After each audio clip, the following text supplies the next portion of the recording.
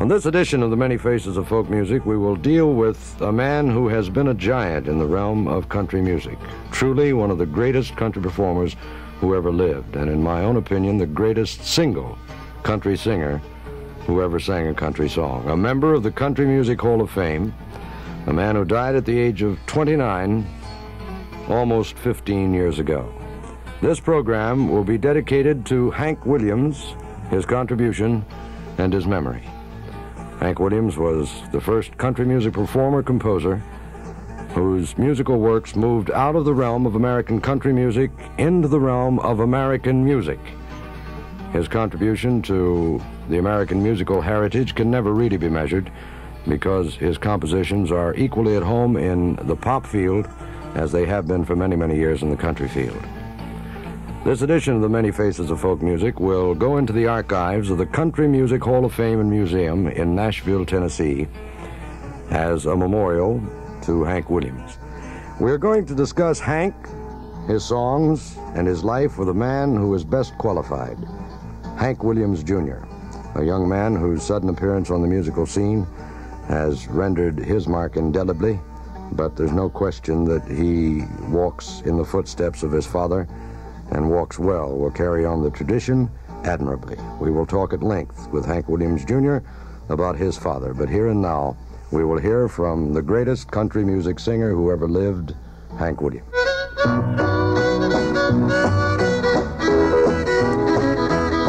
Came in last night at 10:30. That baby of mine wouldn't let me in, so move it on over. Move it on over. Move it on over. Move it on over. Move over, little dog, 'cause the big dog's moving in.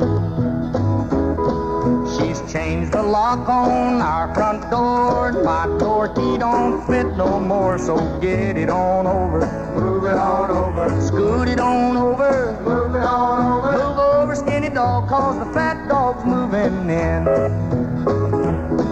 This dog house here is mighty small, but it's better than no house at all, so ease it on over.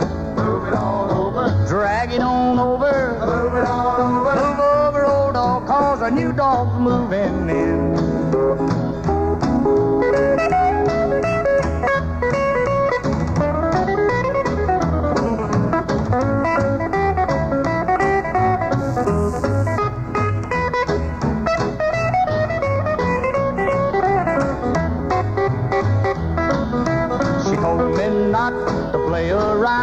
But I done let the deal go down, so pack it on over. Move it on over. Tote it on over. Move it on over. Move over, nice dog, 'cause a mad dog's moving in.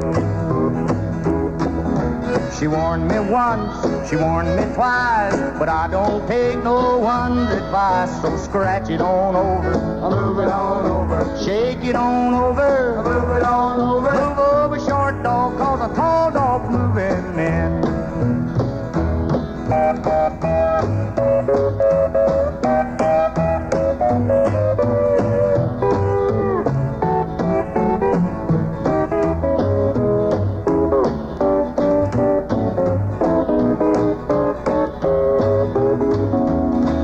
She'll crawl back to me on her knees. I'll be busy scratching, please don't slide it on over.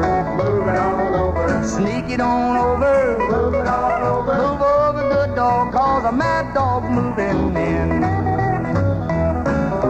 Remember, pup, before you whine, that side yours and this side mine, so shove it on over. Move it on over. Sweep it on over. Move it on over. Move over, cold dog, 'cause a hot dog's moving in.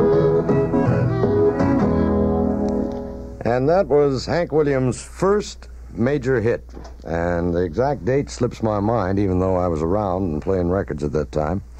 We have a gentleman sitting across the table from us who knows the dates when everything happened to Hank Williams, and he is Hank Williams, Jr. Young'un, welcome. I've looked forward to it for a very long time. This was your father's first big hit, wasn't it? That's his first one. That was in 1948.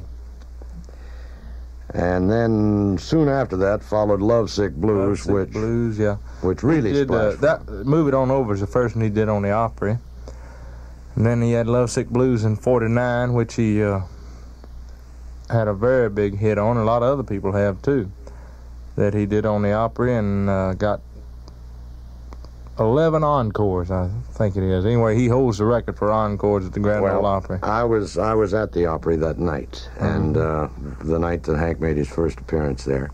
And I remember Red Foley coming off the stage and saying, "Boy, I don't want him to give me that boy anymore, because I can't control that crowd when he's out there." But Williams tore him up. There's no question about it. I worked with Red when I was 13 or 14 in Detroit at Cobo Hall. And they had everybody in Nashville on that show. Marty Robbins, Johnny Cash, Sonny James, a whole pile of them, you know.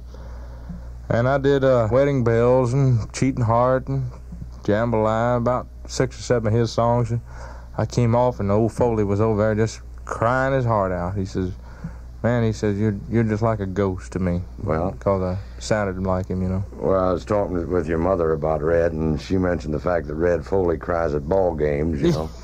But he was very moved by the Hank Williams experience, because he was very close to him. Once again, I recall so well Hank's first appearance on the Grand Ole Opry, when he just tore that crowd of almost 4,000 people up. And it was his first big hit. It is still identified as sort of Hank Williams' private property. And it's interesting to note that of all the songs that Hank Williams recorded, which were his very own, this one was not. This song had been recorded before Hank Williams by a good country songwriter named Rex Griffin. Right. But actually, it was an old Negro song, wasn't it? That goes back to the old days of the 12s and the blues. We'll hear it now. Here's Hank Williams' truly great country hit called Lovesick Blues.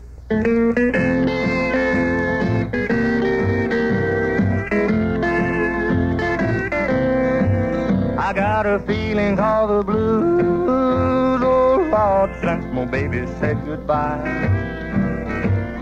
Lord, I don't know how to do.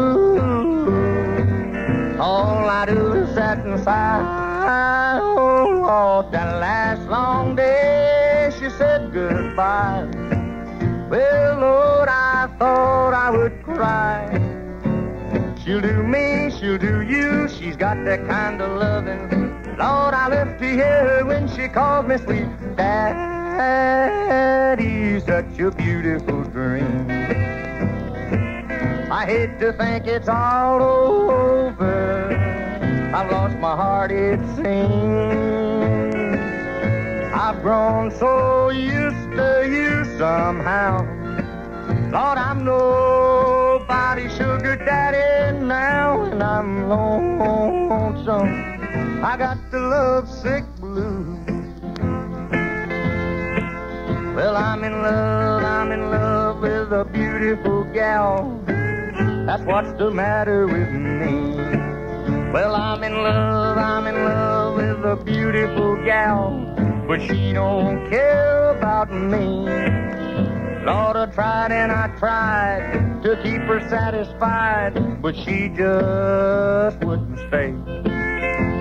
So now that she is leaving, this is all I can say. I got a feeling called the blues, oh Lord, since my baby said goodbye. Lord, I don't know how to do. All I do is sit and sigh. Oh Lord, that last long day she said goodbye. Well, Lord, I thought I would cry. She'll do me, she'll do you. She's got that kind of loving. Lord, I love to hear her when she calls me sweet Daddy. Such a beautiful dream. I hate to think it's all over. I've lost my heart, it seems. I've grown so used to you somehow. Lord, I'm nobody's sugar daddy now, and I'm lonesome. I got the lovesick blues.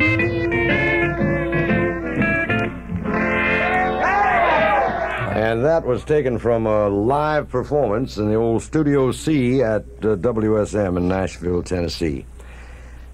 We have told in part on the Many Faces of Folk Music before highlights of the Hank Williams story, but I'd like to get them from Hank Jr.'s lips, because this man has an image of his father, even though he can't recall having known him very well, because his father died when Hank was very, very young. How old were you?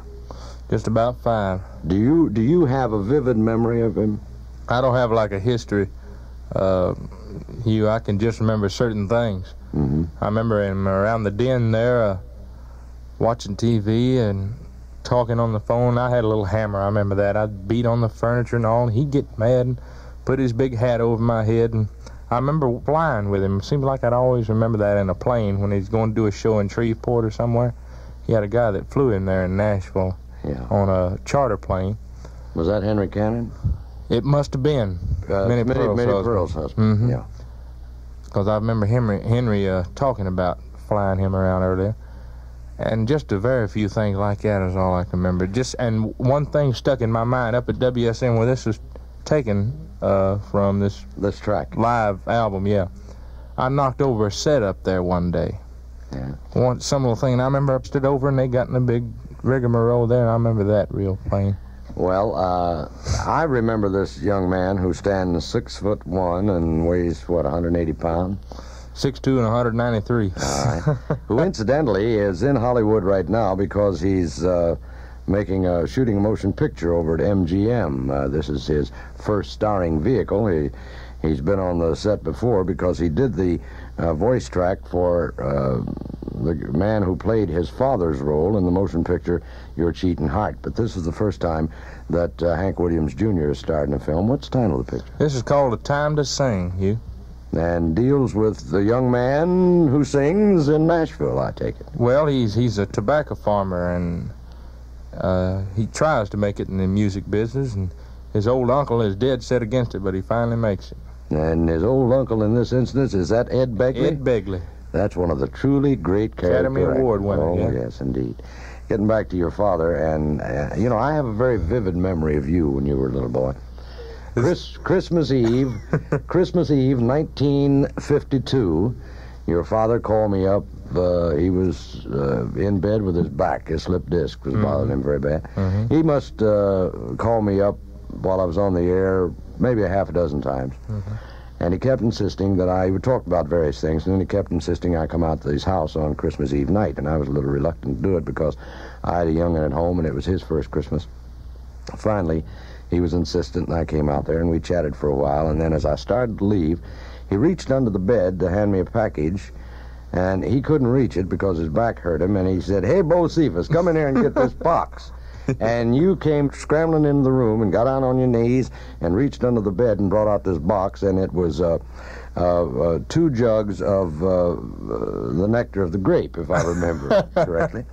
And this was the last time that I saw your father alive, and it's my most vivid memory of you as a young man, as a baby. His passing was a sad, sad thing. It has been said by many that even though his passing was sad for most of us, it may have been a blessing so far as he was concerned. The last years of your father's life, he was in great pain, wasn't he? Oh, yeah. He wanted to be a cowboy all of his life. You know that. Yes. He got in this rodeo when he was 17 and fell off a horse and broke a few vertebrae in his back, or a slip disc or whatever. Man, that's painful stuff. It is indeed. You know. And then this bothered him a great deal. As a matter of fact, I recall it influenced the manner in which he stood on stage. On stage, he leaned into his guitar. Over into and have the mic lower and go into it, and sometimes he'd bend over and couldn't straighten out, you know. But you were talking about a while ago me being 6'2" and 193. That's another thing. Dad and his whole family was poor. I mean Poor, poor. And he sold peanuts and shine shoes on the streets of Montgomery, you know that. Yeah. And he got his start there. There was a colored man named T-Tot that showed him some chords on the guitar and things like that, and he was a big influence on him, too. Well, I think that T-Tot obviously influenced Hank's manner of singing right up to the very end, and the manner in which he incorporated blues into what he did. Right. He wrote some unbelievably wonderful blues songs and plaintive strains that depict, I think, the loneliness that the man felt inside. Your father was a sad man, a very sad man. This is depicted beautifully. T-Tot's influence in Hank Williams' youth, the desolation that the man felt within himself, and his interpretation of his own composition called Ramblin' Man.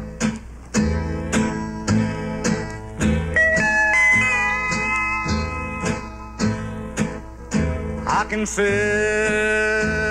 down and be doing just fine till I hear an old freight rolling down the line.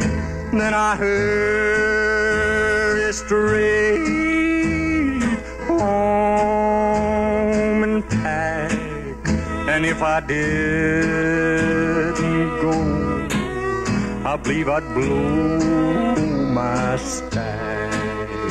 I love you, baby, but you gotta understand, when the Lord made me, he made a rambling man.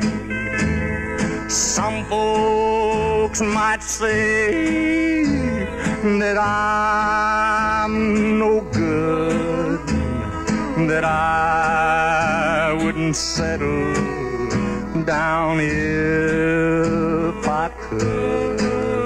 But when that open road starts to call in me, there's something over the hill that I gotta see.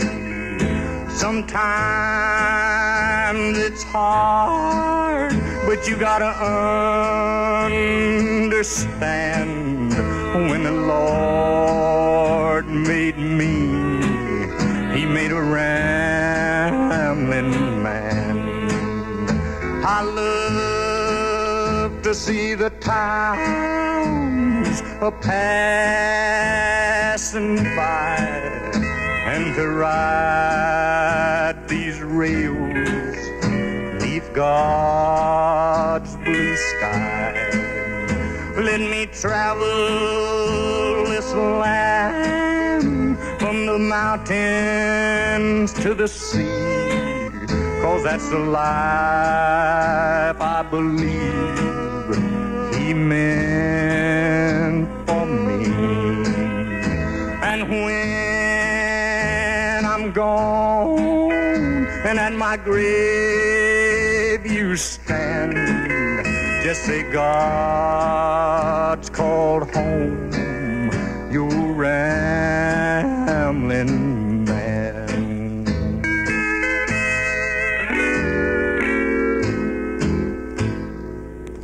That song depicts Hank Williams and the way he felt about life, I think, as well as any of his compositions. But Hank also wrote happy songs. Very few people remember that, I think. Oh, yeah, and some funny songs, too. Very funny. He had a fantastic sense of humor. He played a trick on me that just kind of depicted that fantastic sense. You think I ought to tell that story? If you want to. Hank Williams, I went down to the Grand Ole Opry one night, and Hank Williams had a new outfit, new Western garb, and he had a very expensive pair of boots on that were just the most outlandish-looking things I ever saw in my life. They were multicolored suede. The wing tip of the toe was one color, the instep another, the heel another. And he said, "Hey, boy, I like my boots." I said, "Hank, they're fine. They're fantastic." And he must have asked me 2 or 3 times that night, how do I like his boots? And I had the same retort each time. So 3 or 4 weeks went by, and I went home one day, and my wife said, "Here's a box for you." And it was from a bootmaker down in Texas, and I opened it up, and here is a pair of these boots. Just exactly like Hank's. And my eyes bugged out. I couldn't believe it. I took one of the boots out and took my shoe off, put it on, fit perfectly. So then I asked my wife, I said, how did he get my shoe size? She said, well, he sent one of his men over, and he picked up one of your old shoes, and he just had it made. So then I didn't wear the boots because I never wore Western garb. One day it snowed bad in Nashville, and I put the boots on to walk up to the hotel because it was bad, heavy snow. Real bad as a blizzard. I was in the hotel. We had to leave the house out on Franklin Road. And Nashville was paralyzed, and I just had a light pair of strollers on, and I walked up the hotel, no traffic in the street. I'm walking in the middle of the street, get about a half a block from the hotel, look up the street, and here comes this fella out of the hotel. And he got his hat thrown on the back of his head, and he's carried an uncased guitar over his shoulder. We meet in the middle of the street, and it's Hank, and we chat for a minute. And he started to walk away, and he said, hey, boy, come here. He said, you've had those boots for almost a year, and this is the first time I've ever seen you wear them, and you're wearing them in 7 inches of snow. He said, now that just appears to me as being pretty ungrateful and pretty thoughtless. And I didn't have much to say, you know. He says, that's so thoughtless, I think you ought to give me the boots back. I said, Hank, you're kidding, don't you? No, boy, I'm not kidding. Give me the boots back. Well, I still thought he was kidding.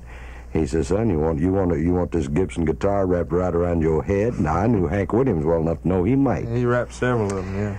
So I took those boots off and handed them to him, and I walked in the snow back up to that hotel. Those people in the lobby, and they looked at me like I was exactly what I was, a blooming idiot. Well, about 3 or 4 weeks went by, and another box came to the house, and there was that pair of boots which he had returned, and he had put a jug in each boot. Little antifreeze. Yeah, little anti. But he was a man of paradoxes, amazingly generous. Hank Williams made a fantastic amount of money in a short time. His recording career was less than 5 years, right? Have any idea how much money he made, Hank? Oh, he, you know, a couple of $1 million. Hugh, if you make $5,000 a night today, here, this is almost 1968, you're making a lot of money. Yes. In fact, I don't know of any that make $5,000, not in the country. It's the tops. Some of the biggest is $2,000 a night, you know. Yeah. He made $5,000 a night, and this is in 1951 and 52 sometimes. And he made it before the taxes got to be what they are today. Oh, yeah, yeah. He had a Cadillac, all colors, man. He had a Cadillac for every day in the week. That's right. He didn't know how to handle his prosperity, did he? No, no. It was... Fair and Young tells me a funny story. He used to, you know, Hank discovered him. Yeah. He used to drive him around Nashville. He didn't like to drive, though, too much. Not at all. He wanted somebody else to drive. Yeah. And I was in the back seat. It's the one I got now, the one he died in, a blue 52 Cadillac. They were going uptown. They were coming back to the house, and they turned in, and Farron said, Hank, he says, there's a squeak in this thing. And Hank leaned up and he said, yeah, boy, you'd like to have one that squeaked like that, wouldn't you? We mentioned a little... He never had nothing, and he just loved it when he did, you know, he enjoyed it. And if you was his friend, he'd take his shirt right off your back. That's right. I'll tell you what, he wanted everybody else. I am one who has experienced his generosity, and I've seen many, many people. They're saying it's better to give than receive. He loved it. Boy, he sure did. He wrote a lot of funny songs and happy songs. Oh, yeah. And there's nobody on earth who enjoyed any more honky-tonkin'. We're going to hear about that here in just a minute or two. Hugh Cherry with the many faces of folk music on AFRTS. We're dealing with the life and times of the greatest country singer who ever lived, Hank Williams, and we have as our guest his son, Hank Williams, Jr., one of Hank's best compositions called Honky Tonk.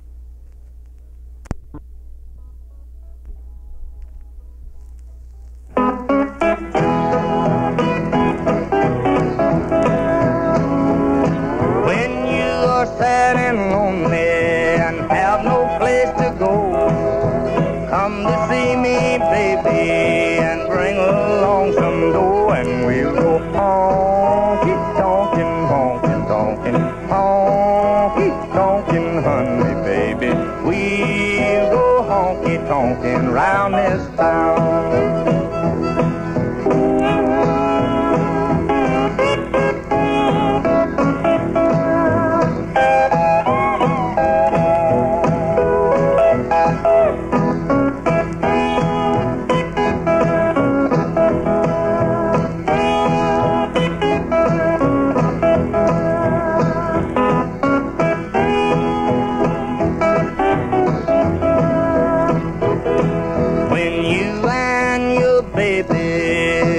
of a falling out.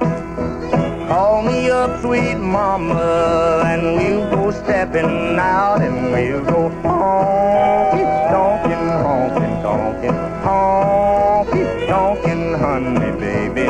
We'll go honky-tonkin' round this town.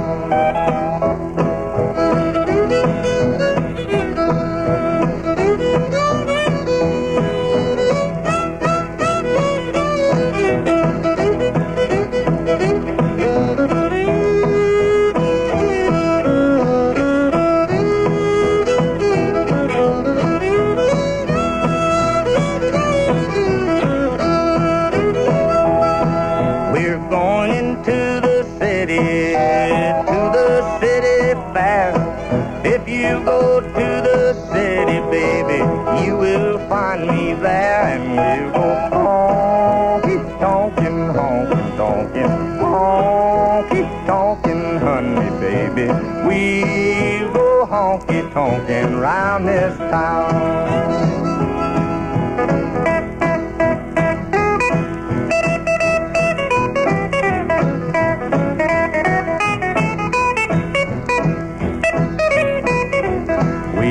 Honky-tonkin', honky-tonkin', honky-tonkin', honey, baby.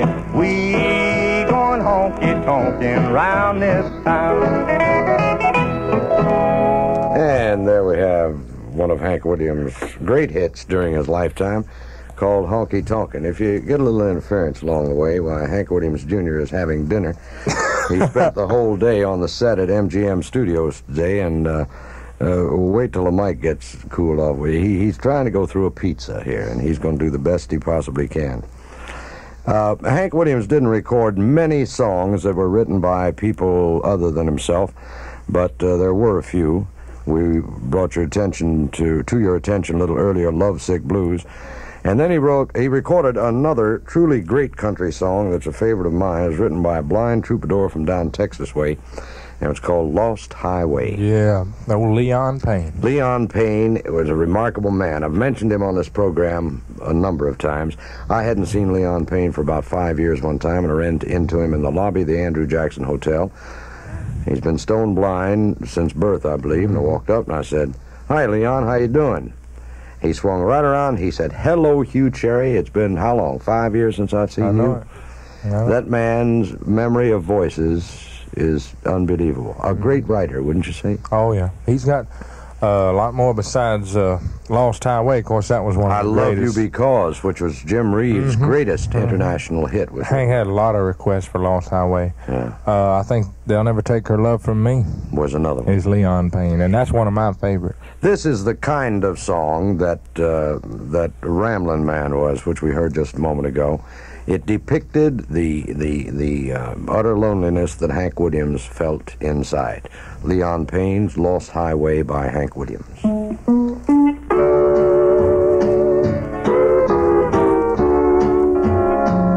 I'm a rolling stone,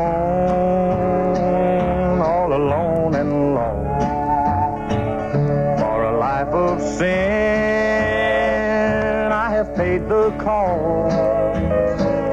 When I pass by, all the people say, just another guy on the lost highway. Just a deck of cards and a jug of wine, and a woman's lies makes a life like mine. Oh, the day we met, I went astray.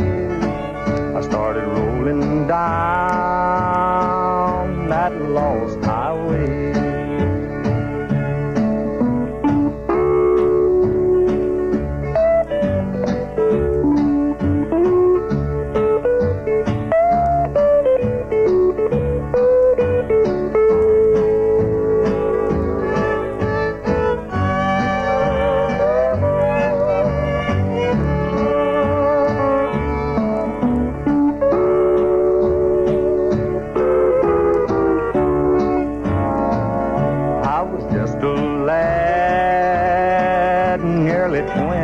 too. Neither good nor bad, just a kid like you.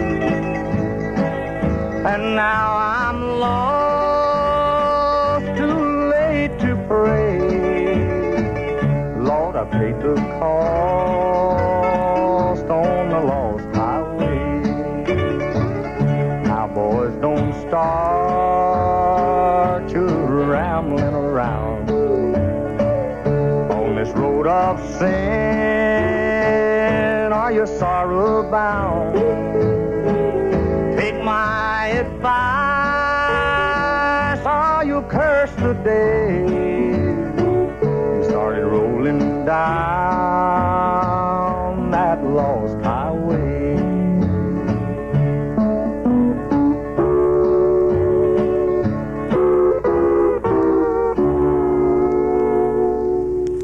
Hank Williams, the greatest country singer who ever lived, and his version of Leon Payne's Lost Highway. You're listening to The Many Faces of Folk Music on AFRTS. My name is Hugh Cherry. Our guest on this edition is Hank Williams' son, Hank Williams Jr., and we're fortunate enough to have him because he's in Southern California to make a motion picture, which should be released soon after this program is heard. How do you like being a moving picture star, Hankus?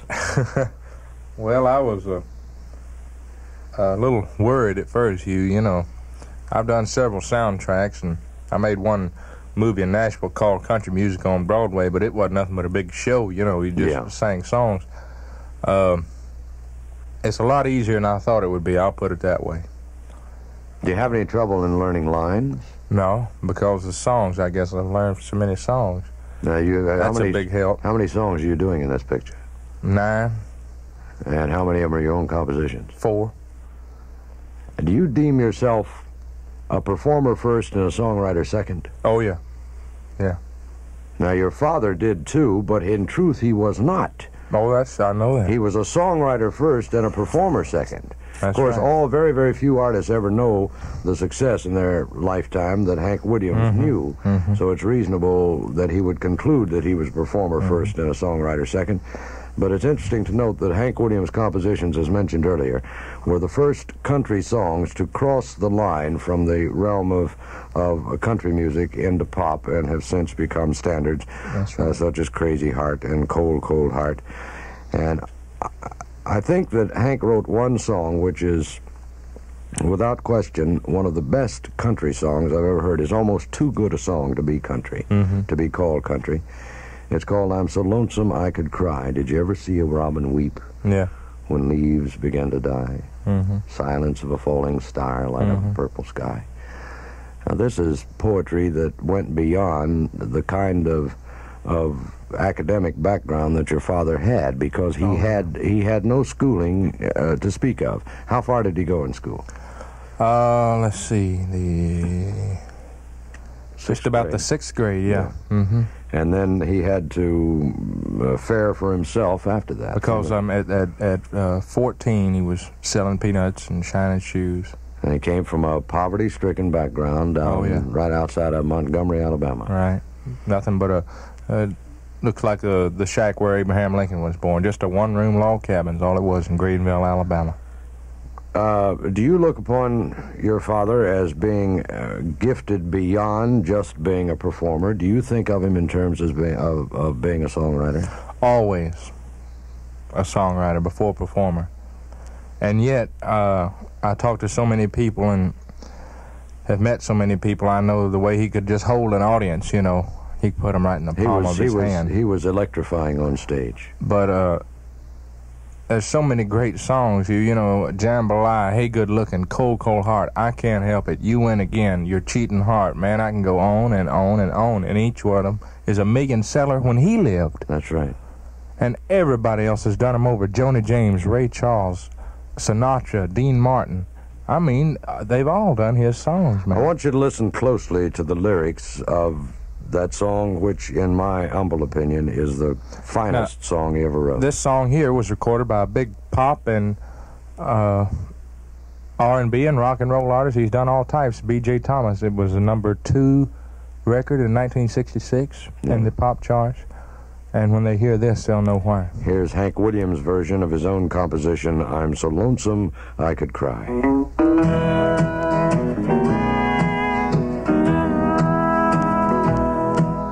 Hear that lonesome whippoorwill, he sounds too blue to fly. The midnight train is whining low, I'm so lonesome I could cry. I've never seen a night so long when time goes crawling by. The moon just went behind the clouds to hide its face and cry.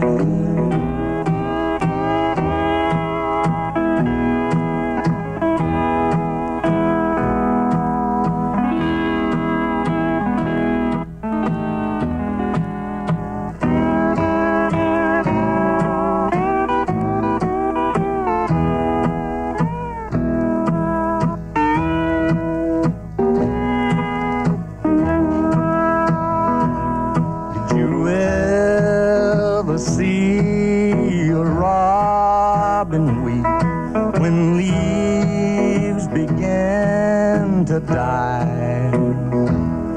Like me, he's lost the will to live. I'm so lonesome I could cry.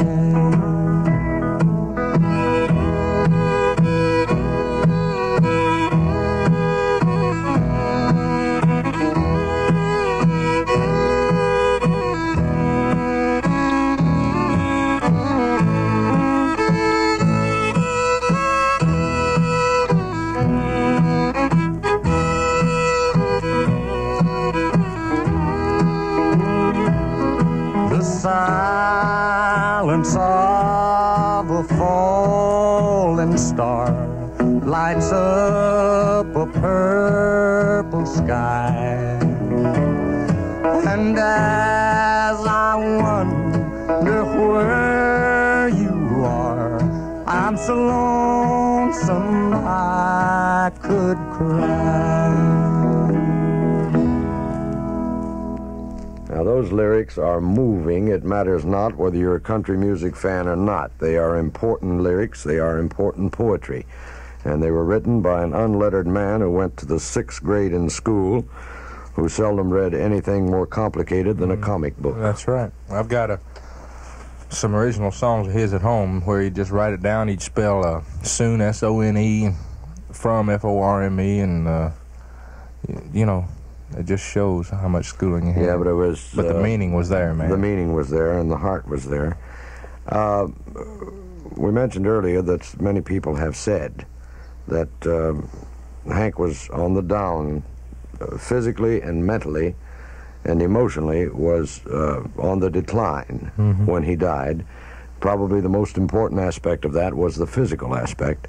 And that his passing at the time was a blessing in disguise, because if in all probability he had continued to live, he would have continued on the decline.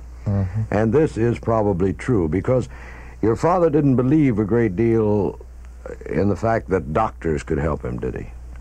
No, not really. And he didn't get adequate treatment for these crushed discs. But another thing, as far as believing where they could or they couldn't, he wouldn't. He just didn't mess with it. He's playing shows here and there and writing songs. You know, that was his life.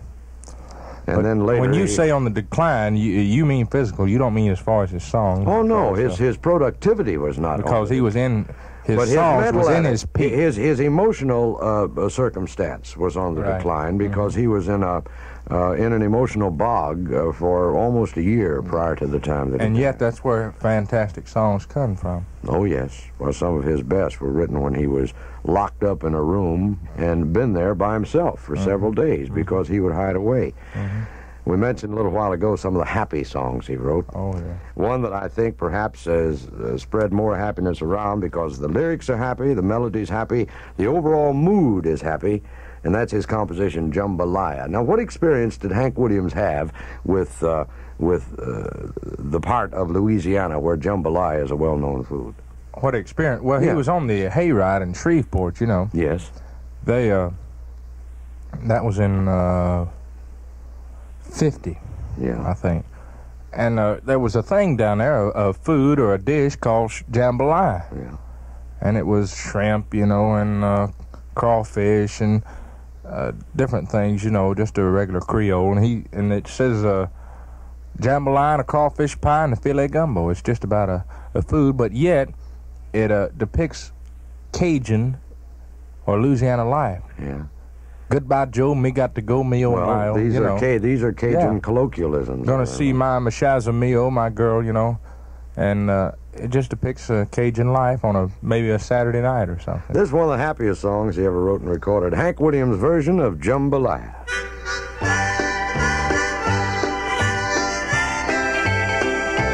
Goodbye, Joe. Me gotta go. Me, oh my. Me gotta go for the P-road down the bayou. My Yvonne, the sweetest one, me oh my. Son of a gun, we'll have big fun on the bayou. Jambalaya, crawfish pie, and a filet gumbo. 'Cause tonight I'm gonna see Mama Shazamio. Guitar, fill fruit jar, and the gale. Son of a gun, we'll have big fun on the bayou.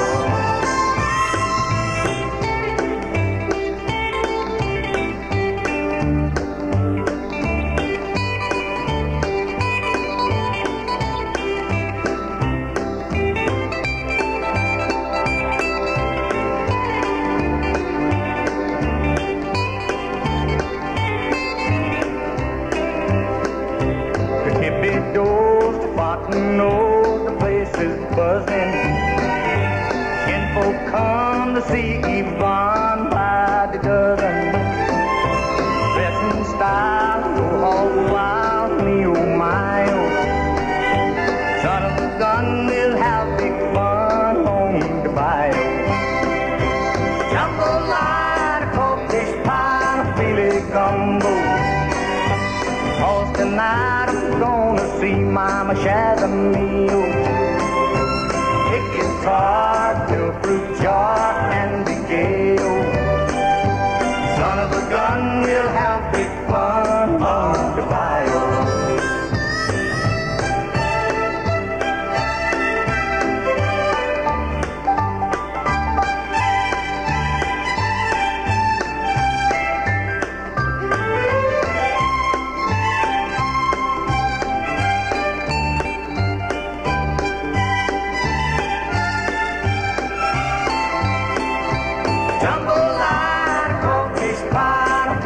Gumbo. 'Cause tonight I'm gonna see Mama Shazamio. Pick guitar, fill fruit jar, and the gale. Son of a gun, we'll have big fun on the bayou.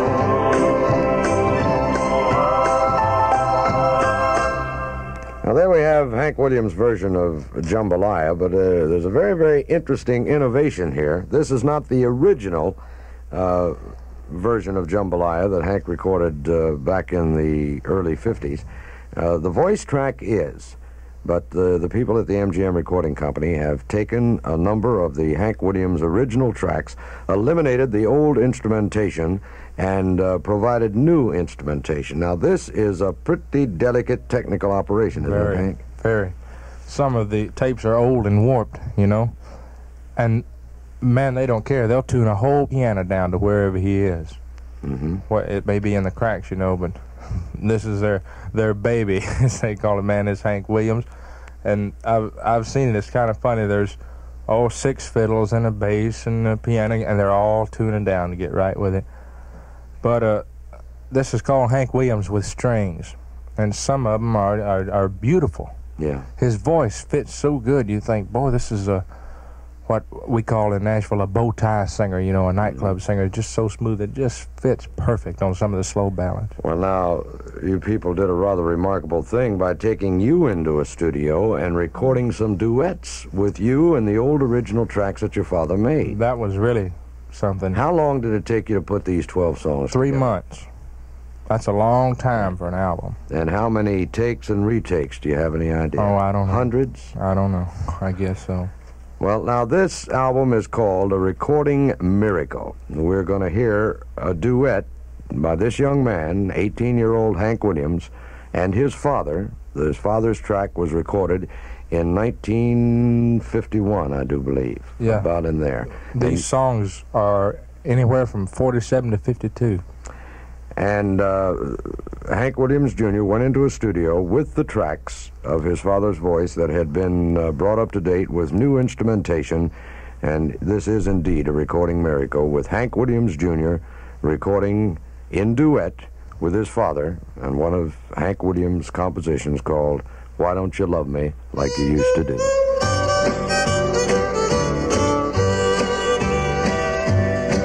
Well, why don't you love me like you used to do? How come you treat me like a worn-out shoe? My hair's still curly and my eyes are still blue. Why don't you love me like you used to do? Ain't had no loving like a hugging and a kissing in a long, long while. We don't get near her, closer than a country mile. Why don't you spark me like you used to do? And say sweet nothings like you used to do. I'm the same old trouble that you've always been through. So why don't you love me like you used to do?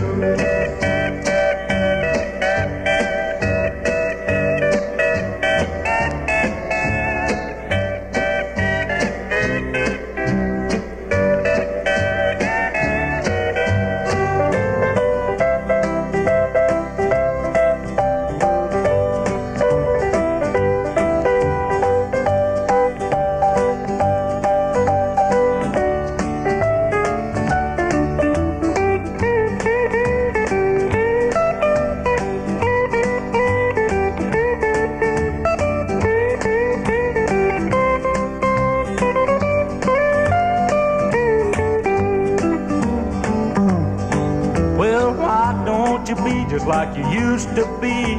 How come you find so many faults with me? Somebody has changed, so let me give you a clue. Why don't you love me like you used to do? Ain't had no loving like a hugging and a kissing in a long, long while. We don't get nearer, further, closer than a country mile. Why don't you say the things you used to say? What makes you treat me like a piece of clay? My hair's still curly and my eyes are still blue.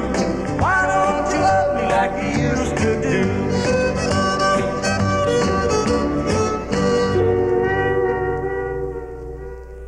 That must have given you a rather peculiar feeling, did it not, recording a duet with your father who had been dead since '53? Well, it was a pretty peculiar feeling, I guess, Hugh, but I've been around this music all my life, you know, and at this time I'd been singing it on the stages all over the country and Hawaii and Germany, so I was used to it, you know. In fact, I'd venture to say some of the songs you played I've sang more times than Daddy did, because like you said, his career was so short. Yeah. I did my first show when I was 8 in Swainsboro, Georgia. I remember it. Mm-hmm. And I'm 18 now, and I've been doing his songs 10 years now. And last year we worked 263 days on the road. What do you feel is your responsibility to your father? Well, as far as responsibility, Hugh, let me put it this way. I go around the country and I meet all the people that knew him and loved him. And like you say, I didn't know him, you know. Right. there was no way we could be close or couldn't be close when I was only 5 years old. Keep the question in your mind, but do you get a peculiar feeling when you talk to someone like me who knew your father and knew him well? No. I get a good feeling because I want to find out. Good. I get a peculiar feeling when I see people crying down in the third and fourth row, and this happens every night. You know remember that. Hank? Oh, sure. And they come up and they tell me they saw him here, and they saw him there, and he was a great man. They kissed his baby or shook hands with their wife, and they say, boy, you sound so much like him, and he was the greatest. And then I get it from the other side. People come up and they say, well, you're not doing anything but copying your daddy. Yeah, copying your daddy, following in his footsteps. Well, I think that you have a responsibility to copy your daddy. But these are million-seller songs in his time. Yes. And everybody else is recording them, so why shouldn't I, man? Yeah. Hank Williams, Jr., thank you for being our guest on Many Faces of Folk Music. It's been our pleasure talking with you. We knew your father, knew him well, admired him, and admire him even today. Without question, the greatest country singer who ever lived. This program has been dedicated to Hank Williams and his son, a member of the Country Music Hall of Fame. This tape will go into the archives of the Country Music Hall of Fame and Museum in Nashville, Tennessee. Hank Williams, another of the many faces of folk music. My name is Hugh Cherry.